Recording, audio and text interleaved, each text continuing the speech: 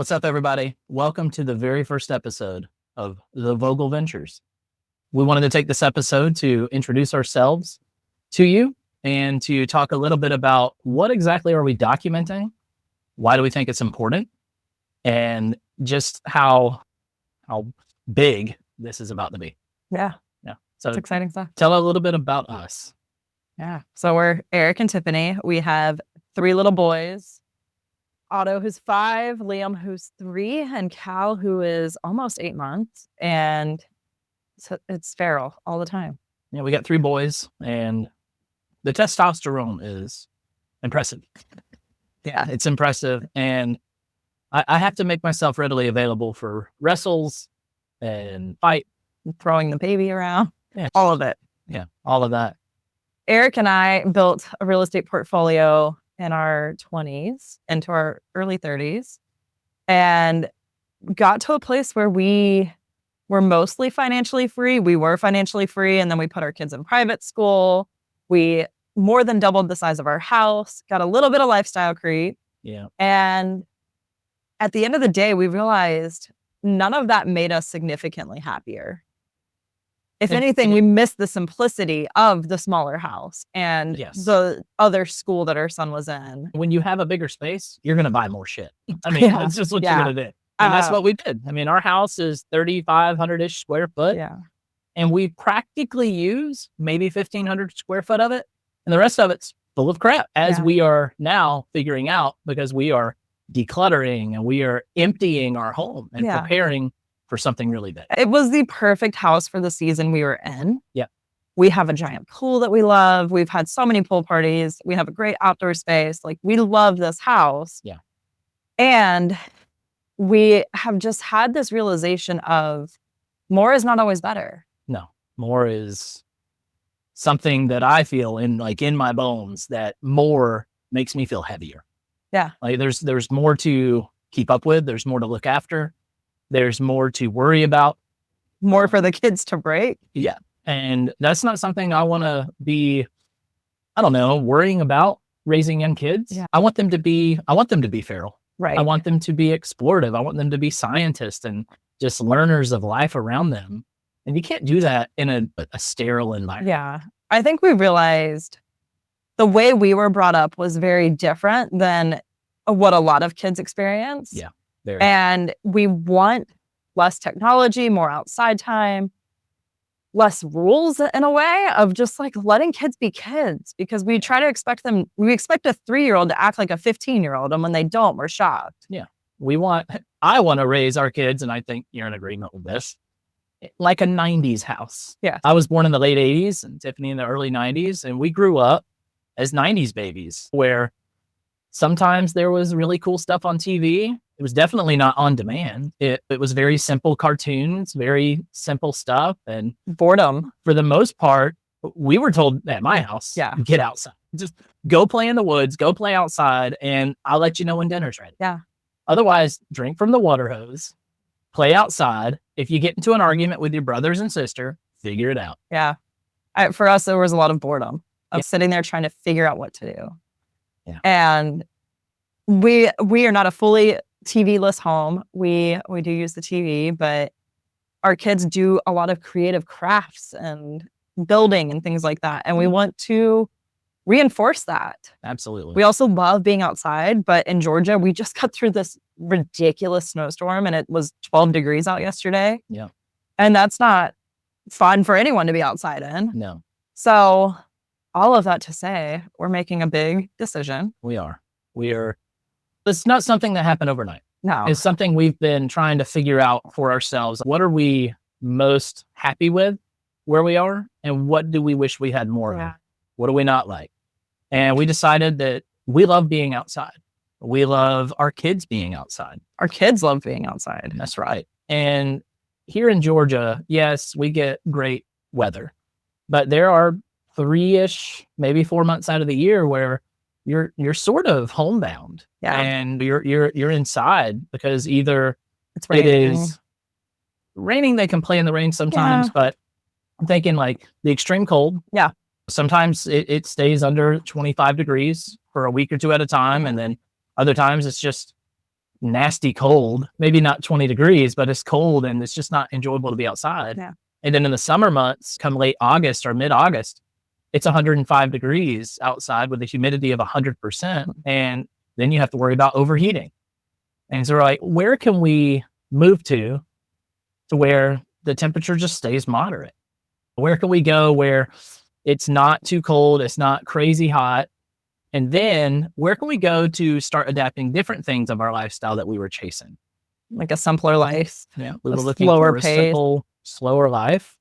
Yeah. And then when it comes to the food, we were looking Yeah. for, when you go into the supermarket now, over the past 18 months, 2 years, there's definitely been an awakening, I would say, of people being aware of what's in their food. Yeah. For the longest time, people just bought stuff and ate it. But now, over the past couple of years, it seems like people are really starting to focus and figure out, oh, wow, just because this organization said this is bad or this is good, now we just listen to it. There's a certain level of distrust in certain agencies out there.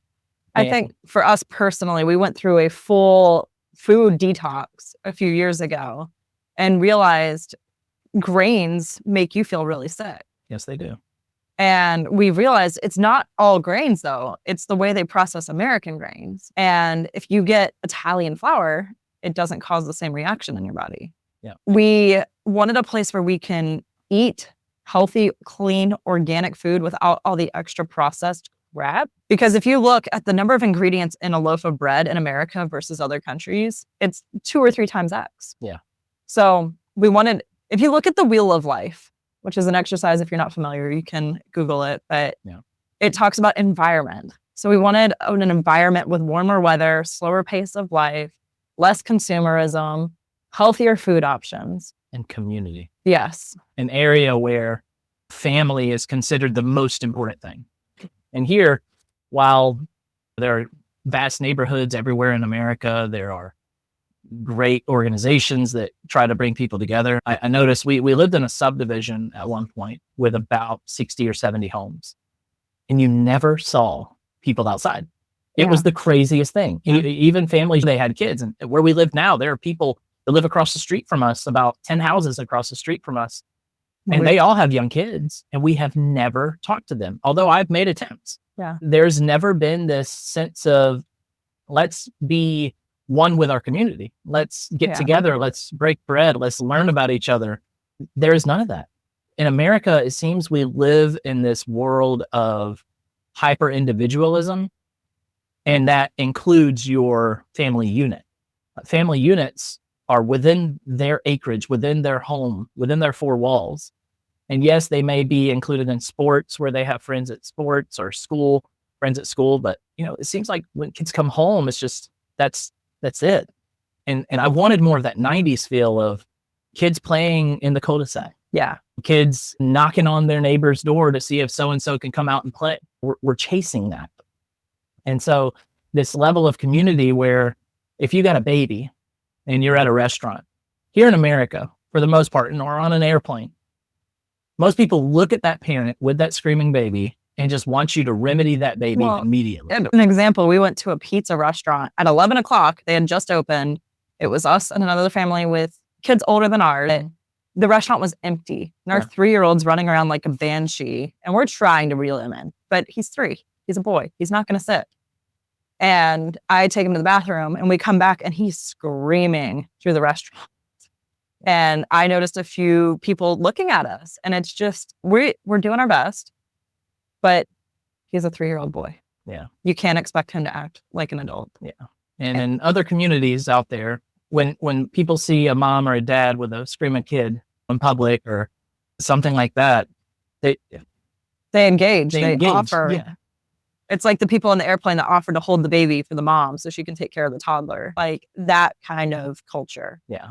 And so we have, over the past couple of years, have been trying to figure out, where can we find all this? Yeah. And we finally come to the conclusion that Costa Rica is our place. Yeah. That is our landing spot. The temperatures are great. Yeah. Moderate. They're stable. Yes. This man wanted to move while I was pregnant, and I convinced him to wait a little while. We have waited. And we lost our dog this past year. So not having our big 55-pound dum-dum. Yeah. Makes it a little easier to move. Yeah. So we told the kids a few months ago, and they're super excited. Yeah. So we're in the next couple of months packing up everything, selling off probably half the house. Yeah. Yeah. And relocating with a much simpler life, reducing our expenses probably in half, if not more. Yeah. We will be fully self-sufficient off of our real estate portfolio. Yeah. So work will be optional. We will pay cash for a house, which is not something we would be able to do in the States. Right. If there's a sloth in the middle of the road on the way to school and we're late, we're late. Yeah. We found a great school for the boys that we're really excited about. 10 minutes to the beach. Well, 10 minutes to a beach. Yeah. There's about 50 other beaches that we're within 20 minutes of. Yeah. Yeah. There's just a community aspect. Yeah. In that Absolutely. area as well that we look forward to. And here on Vogel Ventures, we're going to be documenting all of it. Yeah. We're going to document what it was to get our house ready to sell. How much crap did we get rid of?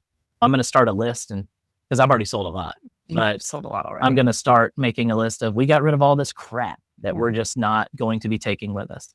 We're going to talk about what it is to fly down there, because we're flying down there in a couple of weeks to start looking at properties. We've identified one that we really want, and it's a 3-bedroom, 2-bath house in a very nice neighborhood.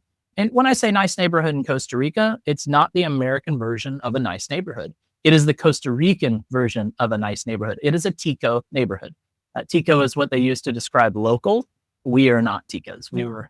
We aspire to become a Tico. We do aspire. Yes. We want that lifestyle. Yeah. But on this little Tico neighborhood, there's maybe 15 homes in this one little area near Matapalo, which is between, I would say, Playa Flamingo and Huacas. It's kind of in the middle of that. We'll be in the Guanacaste area. Near Tamarindo. Yes, near Tamarindo, but not right in Tamarindo. No. I don't want to be in the expat village. Well, in the tourist area. Yeah, the touristy place. But yeah, I'll be documenting what it is to go house hunting down there, what it is to pack up all of our stuff, how are we getting it there, the container, all of the aspects of that, what it is to get our visas established. So just talk a little bit about the visas. We are going either with Rentista visa, which a Rentista visa is you either have guaranteed income of $2,500 a month or more, or you can deposit $60,000 into a Costa Rican bank account down there. There's some specifics about that I'm unsure of right now. We have an immigration attorney that we're working with that is kind of giving us some guidelines around that. But we'll talk about that. Or the investor visa, which is you purchase some type of property, a car, land, for at least $125,000 or more. So that is likely the direction we're going, because the house that we want to buy is $159,000. So we'll pay cash for that and move down there with that. Yeah. Now, we don't just have $159,000 sitting in the bank account. We're using some of our real estate to help do that. So this has been, it's not we woke up one day and decided to move. Yeah. It's been a journey of investing in real estate and then strategically moving the real estate pieces around like Monopoly, trading some houses for hotels, deciding to sell the hotel, and then using some of those gains to buy property in Costa Rica. Yeah. It's been an interesting journey with the real estate. And we documented all of that on the On Purpose Investor podcast. So feel free to check that out. Yeah. I stepped away for a while when we had babies, and now this is like our next chapter of life. And it's more than just the real estate. Like the real estate was a piece of our life. Yeah. But this move is to create an environment for our family to thrive and to leverage all the hard work. I mean, we worked our tails off for years. We busted ass. For a long time.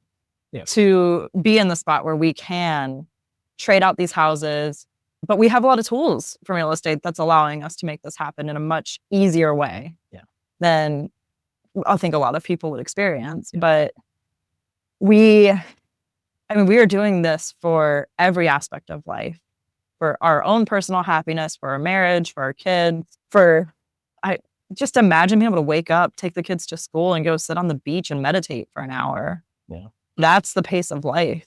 Yeah, and we're looking forward to. I'll drop the kids off and go back to the house. hop on my enduro bike, which is like a off-road, on-road motorcycle. And I can drive up into the rainforest 30 minutes away and go on a hike and look for howler monkeys or toucans and iguanas. Taking the kids to do that, especially as they get older. Yeah. I just think about that wheel of life, and it's like you've got career, which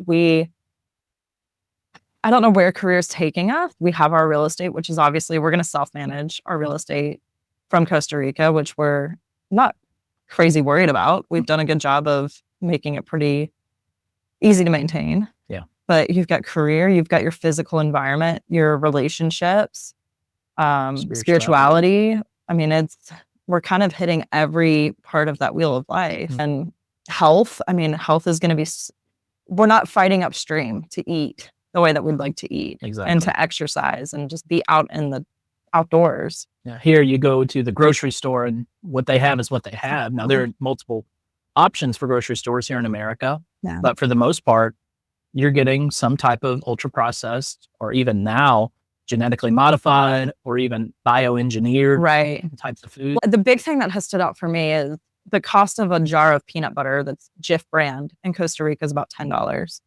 And local organic peanut butter that has 3 ingredients is like $2. Yeah. That. I want the organic peanut butter, but here it's $10. So to be in a situation where we can have fresh fruit, we're going to plant some trees on the property so the kids can have fresh fruit. The house that we're looking at, the neighbors right next door, there's probably a 30 or 40 foot mango tree. Yeah. And I was looking on Google Earth, just looking at the tree, and there's probably 50 to 60 mangoes on this tree, just at the Google Earth picture of it. Yeah. And I mean, obviously we're going to befriend this neighbor because our kids love mangoes, but also on the small road, there's coconut trees, there's banana trees. And it's just, we want to be a part of that environment in that neighborhood to where fruit is abundant. Yeah. And we had gone down the path of creating a homestead here. Yeah. Because we have the space to do it. And we just realized we can do it there in a different way that's easier and be able to get fresh local produce. Yeah. Like we want to eat with the seasons and be more natural in what we do. Absolutely. So it's really all the reasons, but we're excited to be able to document it for ourselves, for our kids, for other people to follow along. Absolutely. And to just share our story as we go, because we've been through a lot over the last decade. Yes. And built a lot and have had things crash around us, and we've learned a lot, and we're excited to share that. Yeah. So subscribe to this channel if you want to keep up with the Vogels and our big move, leaving America, heading to Costa Rica, and establishing our family unit down there. Yeah. This isn't about running away from America. Although there are a lot of people out there that would say that you are making the best decision ever because America's gone to shit. Listen, America is America. There are going to be ups and downs with the politics, with the economics, and it'll get better, it'll get worse, and it'll ebb and flow. We've been doing that for me 36 years of riding the American way. And we're not trying to escape America. Yeah. And it's not a political move by any means. Yeah. It's what's right for our family in this season. Yeah. Our kids are still young. They're starting to get cemented at their school. And we were planning to change schools anyways this year. So it just made sense for us to go ahead and make this move. So yeah, I mean, it just, the timing lined up with our family, with everything. And the plan is this summer to figure out how we're going to get our stuff down there, but still have a house here for a few weeks. And there's a lot of logistics that we're going to have to sort through. And I'm going to document those logistics. That way, if you are thinking of moving out of country and you're like, I don't know exactly how to do it, I'll let you know what worked. And I'll also let you know what didn't work. Yeah, because there's going to be some snafus, figuring out, okay, we'll go ahead and put in the container all of the stuff we're moving, and all the stuff that we need to sell, we will use, and we'll figure out a way to stay in the house for a little while until it sells. But what if it sells and our plane's not leaving for another 3 weeks? What are we doing there? Yeah. Do we negotiate that into the contract of, we'll be out on Saturday, that's when our plane leaves, and then I'll get people to come in and take all the stuff out and clean it. There's a lot of logistics. There's so many logistics, but it all depends on when the house goes under contract too. Exactly. So at this point, it's late January. I have no idea what day it is. Yeah. It's late January. I know that. Of 2026. Yes. And we have pictures in early March of the house. So we have about a month to get decluttered and ready for the photographer to come. Yeah. Then we will list the house. The hope is that by mid-April, we're under contract, but who knows? The real estate market's a little weird right now. And then hopefully leaving mid-June, with the baby have his first birthday here and one more big pool party, and then we'll pack up and go. That's right. Wow. It's a lot to figure out. It is a lot to figure out. And you stay tuned because we will let you know how all that's working out here on Vogel Ventures, which we just came up with that title this morning. Like, what do you want to call this thing? Oh, no, Vogel. We're trying to alliterate, right? The Vogel Vacation. Oh, that's not a vacation. It's a permanent vacation. Yeah. I know that whenever we have been scouring YouTube and trying to figure out, like, we're trying to look at the location and look around in Costa Rica and see what do the roads look like? What do the schools look like? What does it look like to travel from this town to this town? There's some stuff out there, but there's also some stuff missing. Yeah. Especially when it comes to the preparation of moving. What does it look like to actually prepare the move? Yeah. And that's something I want to document. Most of the people you've seen are already there. Yes, they're already there, and they talk about what it was to move down there. The biggest thing that I can't wait to document, and it's going to be a just straight dumpster fire, is the day of. You know, what it looks like to wake up, have everything packed up that you need to take, get into a car, go to the airport, and whose car? Whose car? Is it a bus or selling both of our vehicles and probably borrowing vehicles from family for a little bit? Yes. So there's a lot, but that day of is going to be an interesting thing. And you're going to have two very excited little boys and a baby. Yeah. And a dog that we're going to have to figure out how to get her used to being in a bag. That's right. Yeah. Stay tuned because this is likely to get very interesting. We're not going to polish this up and take out the chaos. I'm going to show you the chaos. I have a GoPro that I'm ordering that on the day of, and we're walking through the airport with 3 kids, a dog, and, 15 bags that, and strollers and car seats. What do you do with all that? Yeah. And so I'm going to document it. I'm going to give you the good, bad, and the ugly.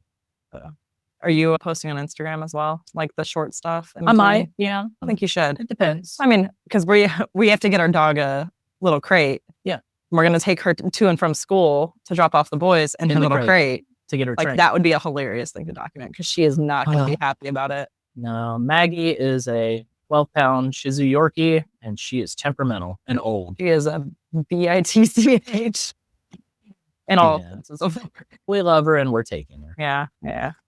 But stay tuned, y'all. Hit the share, hit the subscribe, and just stay tuned. There's a lot coming from this channel over the course of the next few years. There's a lot to see. And I hope you'll stick around. I hope you'll subscribe so that you can document it. And if nothing else, our channel that we're making with this is really a personal thing. We want to document it so our kids can see it one day, so we can go back and look at chaos and go back maybe 10 years from now and say, I'm so glad we did this. Yeah. Or say, wow, I'm glad we documented that so we can tell other people don't do it. We don't know what's coming. We're very optimistic about what's coming, but we're also realistic. Yeah, it may not be the best, but whatever it turns out to be, we're going to embrace it. Yeah. I mean, we are the people that lived in a camper for 6 months with 2 dogs. So it was a year. It wasn't a year. It's about a year. As newlyweds, it just gets bigger and bigger. That's what just happened. We lived in the camper for 15 years. Okay? I haven't even known you for 7. All right, Jim.